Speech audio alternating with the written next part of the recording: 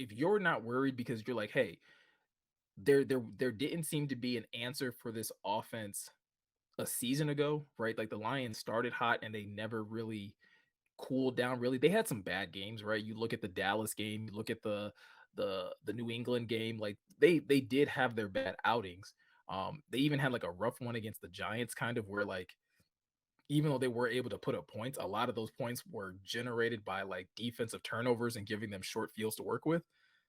But if you're sitting there, Jordy, again, I don't disagree. If you're sitting there like, yo, I'm confident because Ben Johnson has the ability to adjust on the fly and he has some new pieces, I think that's great. The one thing that I will kind of I don't want to say push back on, but caution is this idea that, well, because we got new pieces, that those new pieces will absolutely translate to the same level of success. I think we have to remember that, like, and again, if there is a concern for Ben Johnson possibly having a slump, it's that he has to replace the production of a Jamal Williams. While Jamal wasn't necessarily explosive all the time, he did still account for 1,000 yards rushing. He still has the record for the most rushing touchdowns for the Lions now with 17. Like, that's not just Jamal being amazing like that. Also, yeah, like that's Ben Johnson understanding how to use Jamal Williams so that Jamal Williams can have that level of impact. That with that said, I'm not saying that he can't do the same with Monty. I'm not saying he can't do the same with Gibbs. But just to simply say, well, we now have Monty, so that's a one-to-one comparison. That doesn't necessarily mean the same things, right? Like Monty in himself is going to have to build chemistry with his offense, with his offensive line, with Jared Goff, with Ben Johnson, and understanding like, okay, this is the game plan and this is how you factor into it. Um, the Lions put so much emphasis on doing your job, right? Understanding your assignment and doing your job. And this is by no means saying that these players can't do that, but Monty has to come in here and take on that mentality of whatever he's asked to do. If he's asked to run up the middle 15 times, like he has to be willing to do that and not deter from it because he thinks that he knows better. Jameer Gibbs, if he's told like, hey, you're going to be out here catching, 10 balls today, like, hey, like he has to be one to go out there and not have an attitude or get down on himself because it's like, man, I think I could be more impactful running the ball. Um, so again, I'm not saying that those players can't. I think those are great points. I think having Big V will be very interesting to see. I think that'll probably be the most noticeable impact on this offense is having again this starting five of offensive linemen that we were so confident in, and then not being able to see it, truly play out. And they still were able to put up big numbers. And you still, for the most part, you have a big V that can come in and he's not by any means like the anchor, but he's definitely impactful. Him playing next to Panay, like the rushing lanes are just going to be bigger because of how big of a force he is as a run blocker. Luke saying, I think Ben Johnson should be okay. His offense is simple and yet complex. Run the ball and expose the short to mid passing defense. And I think that's my so Luke, I understand what you're saying, but I think that's part of it where it kind of like could it be easier to figure out, right? Like again, it's a chess match. And it like NFL games are a chess match throughout the season.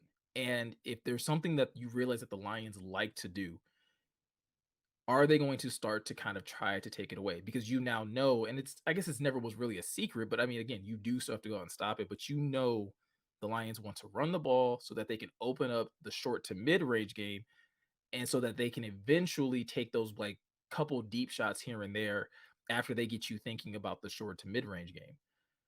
And like I said, the thing that becomes concerning is like, well, that's on tape now, right? Like, how theoretically, like Ben Johnson likes to strategize, how he likes to structure his game plans. And so it becomes a thing of, okay, how do you necessarily stop it? And I think Ben Johnson is smart enough, like Jordy was saying earlier. I do think he's smart enough to be still be innovative and find new ways because there are new pieces, and those new pieces allow you to not be predictable.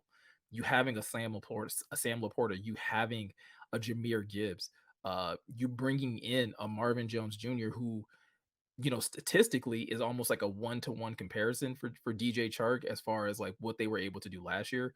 Both put up just over 500 yards receiving with 3 touchdowns. Um, so Marvin can theoretically do a lot of the same things that you did with DJ Chark and allow that space for a guy like Amon-Ra St. Brown to keep working in the middle of the field. But again, you have a Sam Laporta. You took the chance of drafting a tight end in this high in the second round, who's kind of like this weapon who can be flexed out wide, who can operate across the middle as well.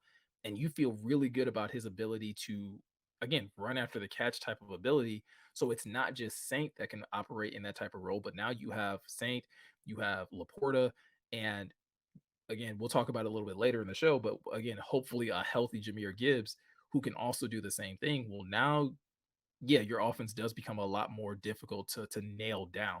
Um, but I think it's not necessarily like the play calls, it's more so tendencies that I'm worried about teams kind of scouting. And I think that's the thing that Ben Johnson really is going to have to think, multiple steps ahead of and continue to be innovative as they get ready to go into the 2023 season.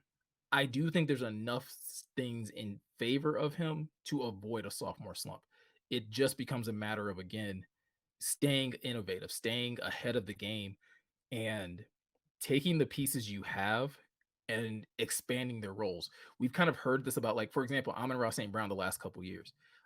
Amon-Ra has been literally like uncoverable, unguardable in the slot, and that's great. So, like, in one sense, it's like, well, then, don't try to fix something that's not broken. But in another sense, like, if he's more versatile, if there's more things he can do, like, hey, put him out wide and have him run routes that allow him to, again, continue to get open and continue to be utilized in a different way, or use him as that type of decoy so that you can allow someone else like a Marvin Jones, like a Josh Reynolds, like a Jamison Williams once he gets healthy to be, utilized in the passing game in a different way because so many people are going to be focused on wherever Amon-Ra St. Brown is. And I think if you move him around instead of just keeping him in the slot, we've seen them put him in the backfield a couple times. Um, I feel like they did that more his rookie year and not as much this past season. So I would love to see him again. I would love to see them just utilize him a little bit more as starts to become like a true focus in this offense and somebody that defenses are really paying attention to.